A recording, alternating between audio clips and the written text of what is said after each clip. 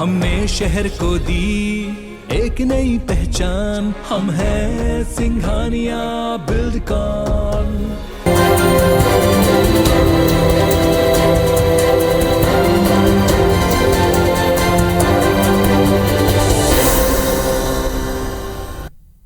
नमस्कार, मैं हूं शिरीष मिश्रा। छत्तीसगढ़ की बात में आप सभी का स्वागत है। छत्तीसगढ़ में इन दिनों स्थानीय कुलपति की नियुक्ति की मांग को लेकर घमासान मचा हुआ है। वैसे तो ये विवाद पहले भी सामने आया है, लेकिन ताजा विवाद रायपुर के इंदिरा गांधी कृषि विश्वविद्यालय को लेकर है। यहाँ स्थानीय कुलपति की मांग करते हुए विश्वविद्यालय के शिक्षक, वैज्ञानिक, डीन, संचालक से लेकर छात्र छात्राएं राजभवन के सामने प्रदर्शन तक कर चुके हैं। कई मंत्री भी स्थानीय कुलपति के समर्थन में बयान दे रहे हैं, लेकिन राज्यपाल ने कड़े तेवर दिखाते हुए दो टूक कहा है कि गुणवत्ता सबसे ऊपर, कोई मुझ पर दबाव बनाने की कोशिश ना करे। आज हम इसी मुद्दे पर चर्चा करेंगे, लेकिन उससे पहले पूरे घटनाक्रम की एक रिपोर्ट दिखाते हैं आपको।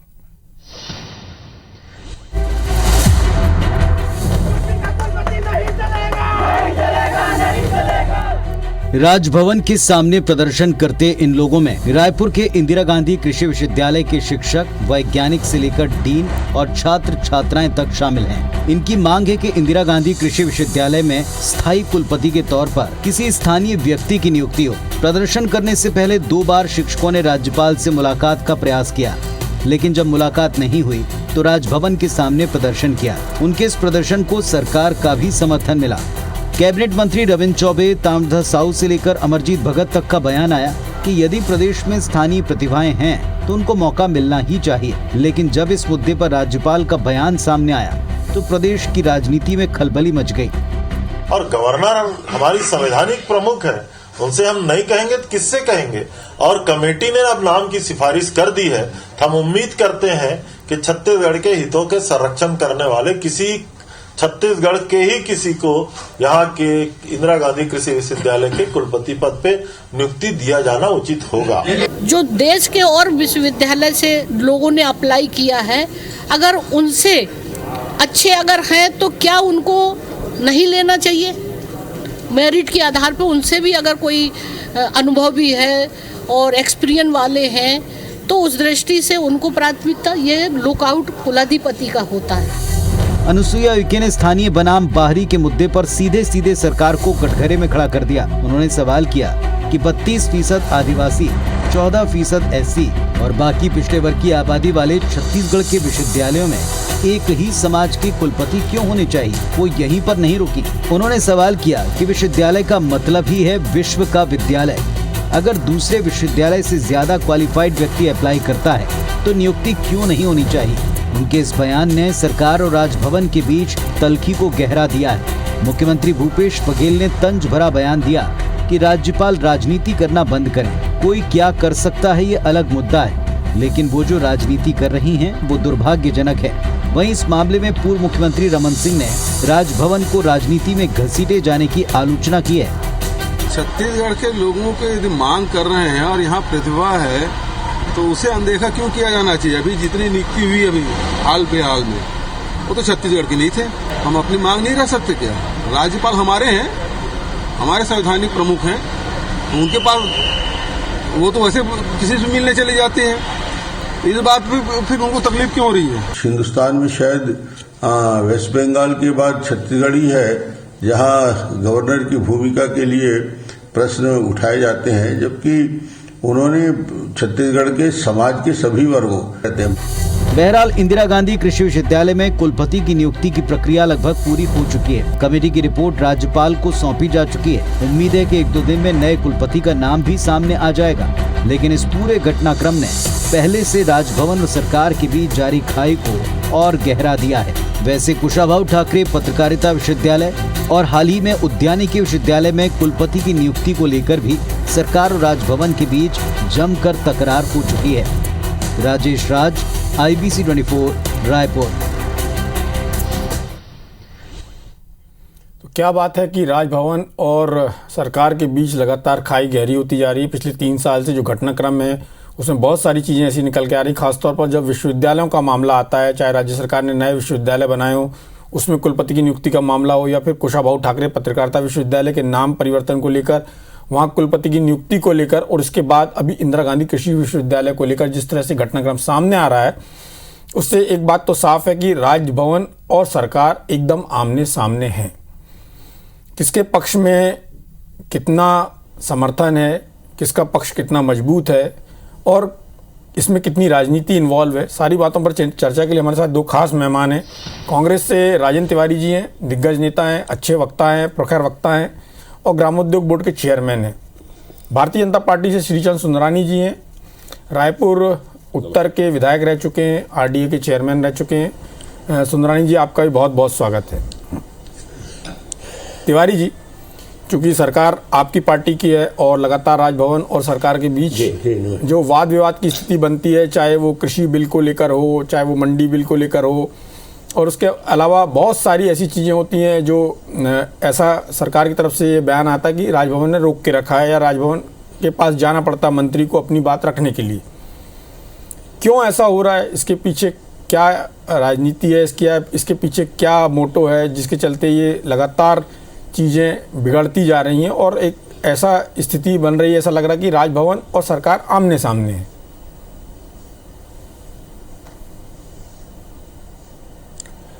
देखिए डॉक्टर मिश्र, हम तो बिल्कुल नहीं चाहते ऐसा। संवैधानिक पद की गरिमा क्या है ये हम लोग बखूबी जानते हैं। हम लोगों ने बरसों शासन किया, उस पद के प्रति भी हमारी आस्था है, विश्वास है, सम्मान है।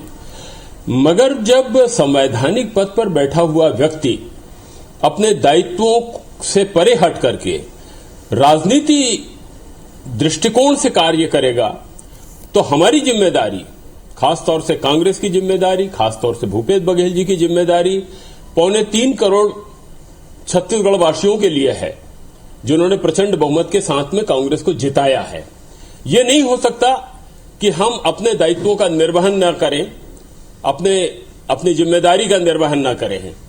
हम पूरी तरह से टालना चाहते हैं। हम नहीं चाहते कि राज्यपाल से हमारी किसी भी प्रकार का कोई टकराव हो या किसी प्रकार का मतभेद हो। तो सम्मान करते हैं उनका, मैं बार बार दोहरा रहा हूं। मगर वो जिस तरह का काम कर रही हैं उससे हमको ऐसा लगता है कि वो राजनीति से ज्यादा प्रेरित हैं। और मैं आपके चैनल के माध्यम से उनसे निवेदन भी करना चाहूंगा कि वो राजनीति का अखाड़ा, राजनीति का कार्यालय उसको न बनाए राजभवन को।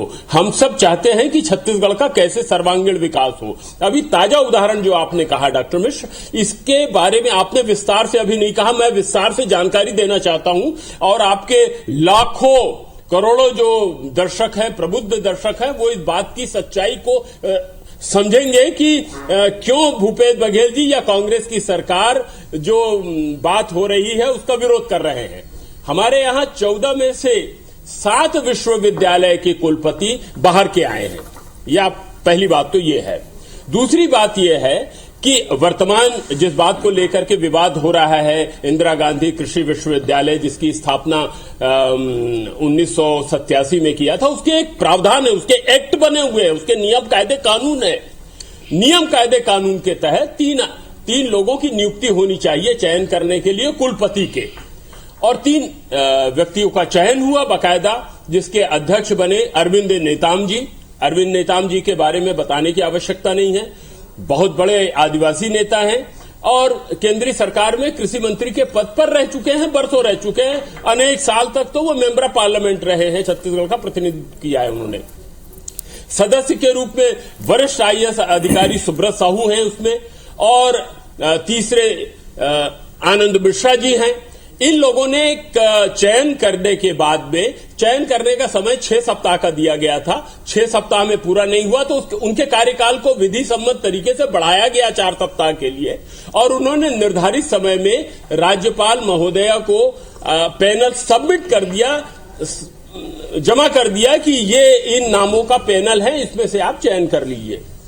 अचानक न मालूम क्या हुआ कि उस कमेटी को बिना भंग किए एक नई कमेटी बना ली गई 17 फरवरी को, और 12 फरवरी को आनंद मिश्रा ये पत्र लिख रहे हैं कि हम लोगों ने चयन किया था, उसका क्या हुआ।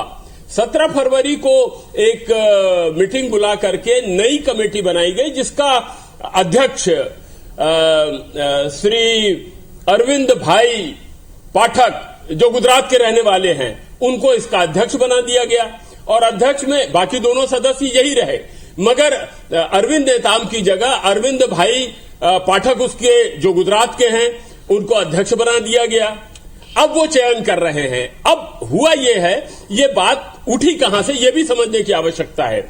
हमारे जो प्रबुद्ध प्राध्यापक हैं, प्रोफेसर हैं, लेक्चरर्स हैं, खास तौर से कृषि से जुड़े हुए लोग हैं, उन लोगों ने इस बात का विरोध करते हुए कि भाई हम ये चाहते हैं कि स्थानीय लोगों को प्राथमिकता मिले, बाहर के लोग आए, इस पर किसी की कोई आपत्ति नहीं है, मगर हमारे यहां उतनी ही योग्यता के लोग भरे पड़े हैं, उनमें से चयन करके किसी बाहरी व्यक्ति को बुलाया जाए तो आपत्ति होनी स्वाभाविक है। और यही बात डॉक्टर गजेंद्र और उनके साथियों ने एक प्रतिनिधि मंडल ले जाकर के राज्यपाल से भेंट की और कहा कि अभी हाल ही में जो आपने नियुक्ति किया है जिस कुलपति की, उसके ऊपर 47 करोड़ रुपए के गबन का आरोप है। यह अखबार में भी छपा हुआ है, आप चाहें तो मैं अखबार की कटिंग आपको दिखा देता हूं। तो हम लोग चाहते हैं कि स्थानीय लोग जो प्रतिभाएं यहां की भरी पड़ी हैं, कृपा करके उनमें से चयन किया जाए जो यहां की मिट्टी को, अब चूंकि कृषि विश्वविद्यालय से संबंधित मामला है इसलिए ये कांग्रेस के लिए, भूपेश बघेल जी के लिए, हम सब छत्तीसगढ़ वासियों के लिए बेहद संवेदनशील मामला है, क्योंकि मामला कृषि से जुड़ा हुआ है। जो यहाँ की मिट्टी को जानता हो, जो यहाँ की जलवायु को जानता हो, जो यहाँ के फसल के बारे में बारीकी से अध्ययन करता हो। यूजीसी की रिपोर्ट के अनुसार तो उसको 10 साल प्राध्यापक का अनुभव होना चाहिए कम से कम, उसने कम से कम 10 किताबें लिखी हो, मगर आजकल तो उसकी धज्जियां उड़ाई जा रही हैं। तो यहाँ जो यहाँ की जलवायु को, मिट्टी को और फसल को समझता हो, ऐसे व्यक्ति को बनाया जाना उचित होगा। इस बात को लेकर के यहाँ के प्राध्यापकों ने पहल किया और हम इस बात का समर्थन करते हैं कि जब हमारे पास प्रतिभा है तो हम बाहर से आयातित क्यों करें। हमने भारतीय जनता पार्टी के समय में देखा था कि किस कदर आउटसोर्सिंग हुई थी। हम उसको बंद करना चाहते हैं। हम चाहते हैं कि यहाँ की प्रतिभा, क्योंकि ये मामला शिक्षा से जुड़ा हुआ है, हमारी संस्कृति से जुड़ा हुआ है, हमारी कृषि से जुड़ा हुआ है, इसलिए हम इस मामले में कोई भी समझौता करने के पक्ष में नहीं है। ये मैं नम्रता पूर्वक कहना चाहता हूं। हमारे यहाँ जो प्रतिभाशाली लोग हैं उनमें से चयन कर लिया जाए। चयन समिति ने जो नाम दिया था, जी डॉक्टर मिश्र। श्रीचंद सुंदरानी जी भी हमारे साथ हैं। सुंदरानी जी, आपकी पार्टी के नेता डॉक्टर रमन सिंह जी ने भी तरह तरह के आरोप लगाए हैं राज्य सरकार पर। आपकी पार्टी ने ये मुद्दा भी उठाया है कि जो केटीएस तुलसी हैं उनका जो राज्यसभा में यहाँ से नॉमिनेशन हुआ और राज्यसभा के मेंबर बने, तो आपकी पार्टी जो आरोप लगा रही है और कांग्रेस जो आरोप लगा रही है, इसमें क्या सच्चाई है और किस तरह से आपकी पार्टी इसको लेती? क्या आपकी पार्टी राजभवन के मातहत या राजभवन के मार्फत राज्य सरकार के खिलाफ कोई मोर्चा खोलने की मंशा रखती है?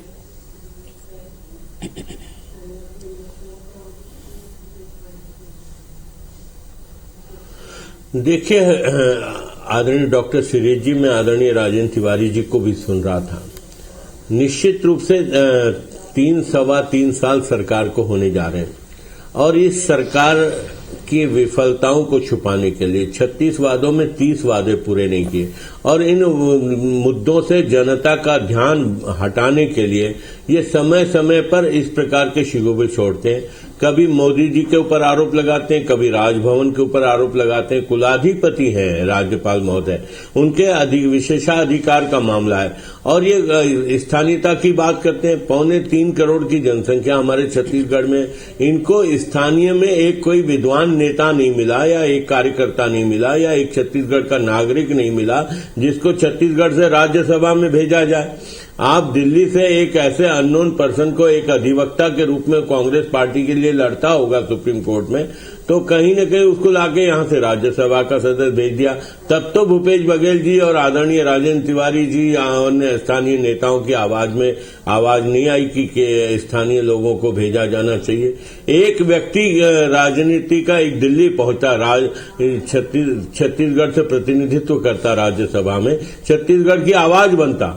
हम तो चाहते हैं, हम स्थानीय स्तर पर प्रतिभाओं की कमी नहीं है, मैं इस बात से सहमत हूं, कि स्थानीय लोगों को प्रतिनिधित्व मिलना चाहिए, लेकिन क्या राजभवन को राजनीति का अखाड़ा बनने देना चाहिए? क्यों ये इस प्रकार का दबाव बनाते हैं राज्यपाल महोदय के ऊपर? उनका विशेषाधिकार है, वो उनके पास संवैधानिक रूप से हाँ, संविधान के विपरीत जाके काम करे तो अब आप उसको आवाज उठा सकते हैं। उन्होंने संविधान के विपरीत जाके कोई काम किया है क्या? अगर कहीं राज्यपाल महोदय अपने अधिकार का उपयोग कर रही हैं तो उनपे यह प्रश्न चिन्ह खड़ा कर देते हैं। कहीं न कहीं राजनीति से प्रेरित होकर जनता का ध्यान कहीं अपनी ओर केंद्रित करना चाहते हैं। इनका मूल मुद्दों से जनता का ध्यान हटाने के लिए इस प्रकार का खेल खेल रहे हैं। इनको इनसे कोई बहुत ज्यादा मतलब नहीं है, लेकिन ये एक विवाद खड़ा करके छत्तीसगढ़ में जो अपनी खोई हुई स्थिति या जो दिन ब दिन इनकी जमीन खिसकते जा रही, उसको फिर से काबिज होने के लिए इस प्रकार की बात करते हैं। और राज्यपाल महोदय का विशेषाधिकार है, वो कुलाधिपति हैं, वो नियुक्त कर सकती हैं कुलपति को। वो अपने उन्होंने एक बात और उठाई कि 32% आदिवासी हैं, 14% एसटी, एससी और अन्य समाजों के भी लोग हैं, तो उनको भी प्रतिनिधित्व मिलना चाहिए। तो कहीं उन्होंने छत्तीसगढ़ के स्थानीय लोगों पे कोई प्रश्न चिन्ह थोड़ी खड़ा किया। उन्होंने ये थोड़ी कहा कि योग्यता की कमी है कहीं। श्रीचंद जी, एक सवाल जो राजेंद्र तिवारी जी ने खड़ा किया और सारे लोग इस सवाल को भी खड़ा कर रहे हैं कि पहले जो कमेटी बनी थी उसको भंग किए बगैर दूसरी कमेटी बना दी, और उस कमेटी का जो चेयरमैन बनाया एक ऐसे व्यक्ति को बनाया जिसका छत्तीसगढ़ से सीधे तौर पे कोई लेना देना नहीं है।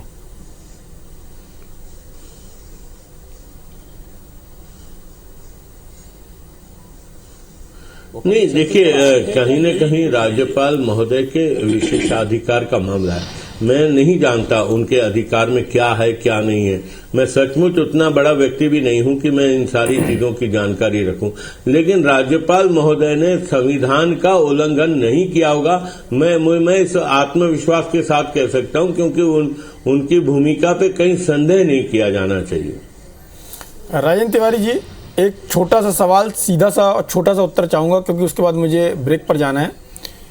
क्या आपकी पार्टी को या आपकी पार्टी के जो नेता हैं मुख्यमंत्री भूपेश बघेल जी, आपको ऐसा लगता है कि राज्यपाल जी अपने जो अधिकार हैं, संवैधानिक अधिकार हैं, उनका एनक्रोचमेंट कर रही हैं, अतिक्रमण कर रही हैं, सीमा से बाहर जाके काम कर रही हैं? जी हाँ, हम लोगों को ऐसा लगता है, और ऐसा इसलिए लगता है कि छत्तीसगढ़ के हितों के विपरीत जाकर के जो निर्णय हो रहे हैं। अब मैं इसका विस्तार से उत्तर देना चाहूंगा, मगर आप ब्रेक पर जाने वाले हैं। मैं उदाहरण सहित उत्तर देना चाहूंगा, अगर आप इजाजत दें तो। नहीं तो ब्रेक के बाद मैं दे दूंगा। नहीं, अभी दे दीजिए, दिक्कत नहीं। ब्रेक थोड़ी देर से ले लूंगा।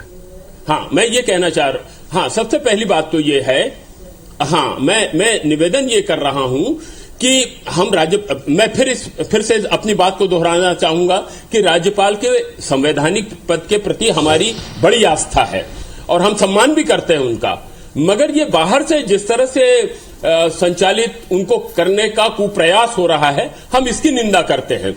ऐसे अनेक विधेयक हैं जो आदरणीय राज्यपाल महोदया ने अपने पास में रखा हुआ है। मैं इसी कृषि विश्वविद्यालय अधिनियम से संबंधित बात बताना चाहूंगा। इस प्रदेश की विधानसभा ने 1.5 साल पहले इस प्रस्ताव को पारित किया है कि कुलपति के चयन का अधिकार राज्य सरकार को होना चाहिए। उसी तरह से होना चाहिए जैसे गुजरात में श्री नरेंद्र भाई मोदी जब मुख्यमंत्री थे तो उन्होंने पारित करवा करके ये अधिकार राज्य सरकार के पास दिलवा दिया था कि कुलपति का चयन कुलाधिपति, जिसको चांसलर बोलते हैं राज्यपाल को, उसके पास न हो के राज्य शासन के पास होना चाहिए, क्योंकि राज्य शासन को राज्य चलाना है, वो यहाँ की जनता के हितों से जुड़ा हुआ है। तो गुजरात में जैसा है वैसा यहां भी हो जाए। ये हमने गुजरात के बड़े गुजरात के मॉडल की बात करते हैं, तो चलिए हमने उस बात के लिए 1.5 साल पहले विधानसभा से प्रस्ताव पारित करके राज्यपाल के पास भेजा है। आज तक उस पर उन्होंने हस्ताक्षर नहीं किया है। इसके पहले जब किसानों का मामला आया था, कृषि उपज मंडी का मामला आया था, तो आपको मालूम है कि हम चूंकि किसानों के प्रति पूरी तरह से समर्पित हैं, तो हमने इस बात का प्रयास किया कि भाई किसानों के हितों की रक्षा हो। केंद्र सरकार तो नहीं कर पा रही है, हम जरूर अपने यहाँ के किसानों के लिए पूरी तरह से समर्पित हैं। उस बिल को भी आखिरी तक उन्होंने रोक कर रखा। बहुत सारे, एक दो नहीं, अनेक प्रकरण हैं जो यहाँ के जनहित से जुड़े हुए हैं, जो यहाँ की समस्याओं से संबंधित है। चलिए, राजेंद्र तिवारी जी का कहना था कि राजभवन में ऐसे कई बिल पेंडिंग रहे और वो रोके गए जिनकी जरूरत थी। राज्य सरकार चाहती थी कि वो उनसे किसानों का भला हो, और ऐसी तमाम चीजें जो राजभवन ने रोकी उनको लेकर उनका सवाल था। श्रीचंद सुंदरानी जी, जैसा कि आपने कहा कि राज्य सरकार अपनी विफलता का जो ठीकरा है वो राजभवन पर फोड़ना चाह रही है या केंद्र सरकार पर फोड़ना चाह रही है, लेकिन जो विधेयक विधानसभा ने पारित किया है, कांग्रेस की सरकार है यहाँ पर और विधानसभा ने उसको पारित किया है, उस विधेयक को रोकने के बारे में आपका क्या कहना है, जैसा कि कांग्रेस का आरोप है?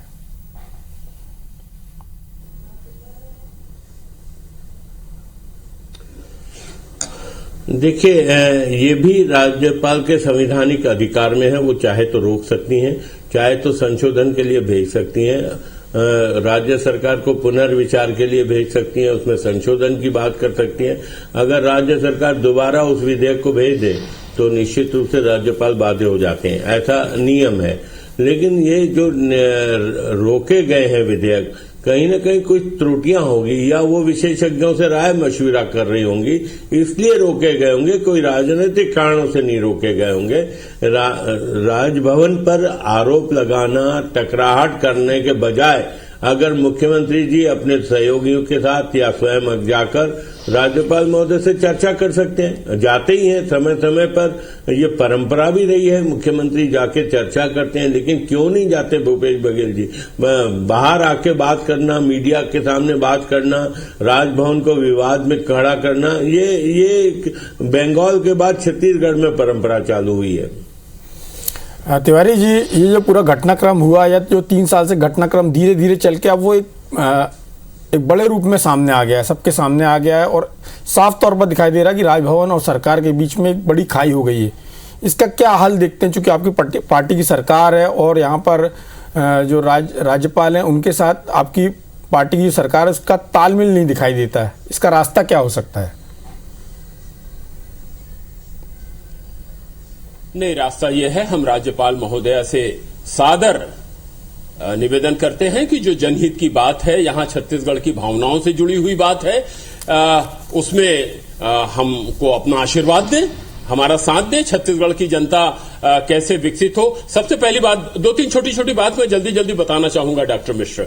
अगर राज्यपाल विधेयक को रोक के रखी है, उसके बजाय निरस्त करके भेज देना राज्य सरकार के पास, हम फिर से उसको विधानसभा में पारित कराएंगे, फिर तो वो बाध्य हैं। मगर रोक के रखने का औचित्य, तो उसमें नाना प्रकार के प्रश्न करना, अब मैं बहुत सी बातें नहीं कहना चाहता, मैं उनसे निवेदन कर रहा हूं कि छत्तीसगढ़ के लोगों की भावनाओं को समझे, एक बात। दूसरी बात यह है कि जब हम स्थानीय लोगों को रोजगार देने की बात करते हैं कि हमारे यहां अभी मुख्यमंत्री जी ने एक कमेटी बनाई है जिसके खुद अध्यक्ष हैं कि हमको 5 लाख लोगों को रोजगार देना है, तो जब हम छोटे छोटे रोजगार को देने की बात कर रहे हैं तो बड़ा रोजगार या बड़ा काम जिससे हमारे यहां का रोजगार जुड़ा होगा, जिससे यहां के आने वाले नौनिहालों का भविष्य जुड़ा होगा, उसमें बाहर के लोग इस आपत्ति के साथ कि जब हमारे यहां उतनी ही योग्यता के लोग हैं तो बाहर के लोगों को बुलाने की आवश्यकता क्या है, एक बात। और जल्दी जल्दी मैं श्रीचंद भाई के उस बात का जवाब देना चाहूंगा जो उन्होंने केटीएस तुलसी जी के बारे में कहा। एक बात ध्यान रखिएगा, अब मैं राज्यसभा के गठन, राज्यसभा के बारे में बोलने लगूंगा तो बहुत समय लगेगा, मगर हर राजनीतिक दल अपने वरिष्ठ नेताओं को जो चुनाव में या तो हिस्सा नहीं लेते या हार जाते हैं किसी कारण से, मैं हम सबके आदरणीय अटल जी का नाम लेना चाहूंगा, मुरली मनोहर जोशी जी का, लाल कृष्ण जी आडवाणी जी का, अरुण जेटली जी का। ये दूसरे राज्यों से चुन करके आए, जब लोकसभा में पराजित हो गए थे या किसी कारणवश नहीं जा पाए थे पार्लियामेंट में, तो राज्यसभा में बैठे थे। हमारे यहां जो 3 राज्यसभा के सदस्य हैं, एक ट्राइबल की महिला है फूलो नेताम, दूसरी छाया वर्मा है जो पिछड़े वर्ग का प्रतिनिधित्व करती है, और तीसरा जरूर हमने देश के जाने माने वकील को यहां पर जो सिख समाज का और अल्पसंख्यक समाज का प्रतिनिधित्व करते हैं, उनको भेजा है। तो तो हम इस बात को लेकर के पूरी तरह से सतर्क रहते हैं कि छत्तीसगढ़ का कैसे विकास हो और कैसे छत्तीसगढ़ के लोगों की भावनाओं की रक्षा हो सके। चलिए, और इस चर्चा का भी सार यही है कि सरकार और राजभवन के बीच जो खाई है वो जल्दी से जल्दी भरे और एक ऐसा कोई विकल्प निकले, ऐसा कोई रास्ता निकले ताकि जो टकराव का रास्ता है वो खत्म होकर एक सौहार्द का, एक सहयोग का रास्ता बने, जिससे छत्तीसगढ़ की जनता का भला हो सके। इस चर्चा में भाग लेने के लिए आप दोनों का बहुत बहुत धन्यवाद। नमस्कार।